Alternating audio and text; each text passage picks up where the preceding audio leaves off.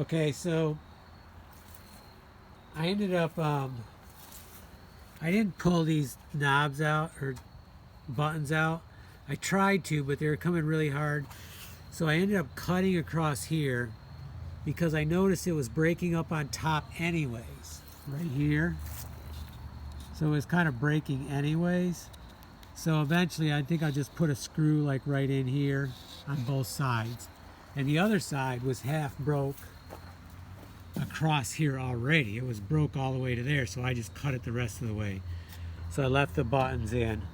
But we'll screw into, maybe I can hit this support right here.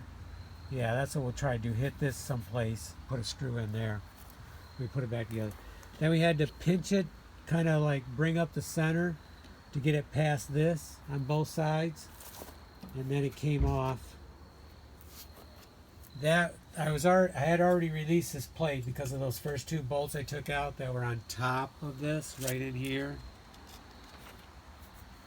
So that left us with this bottom piece right here.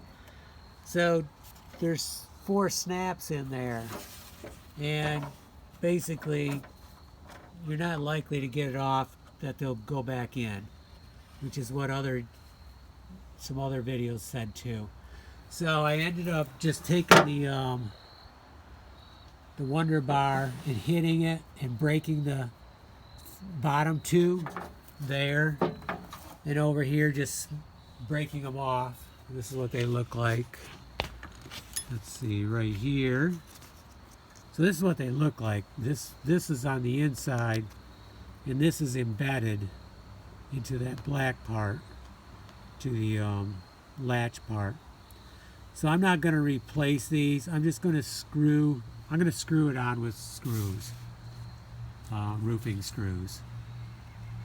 That's my plan anyways. So then, to get it off, you have to take this nut off right here. And it looks like that's going to release the whole mechanism. So I'm going to finish taking that off, and then I'm going to see if I can get to that latch to do some type of repair on it, like screwing some aluminum on or something like that. Just see if I can do something to repair it and reinforce the other side. Okay, I'll let you know how that goes. Let's get it off and take a close look at it.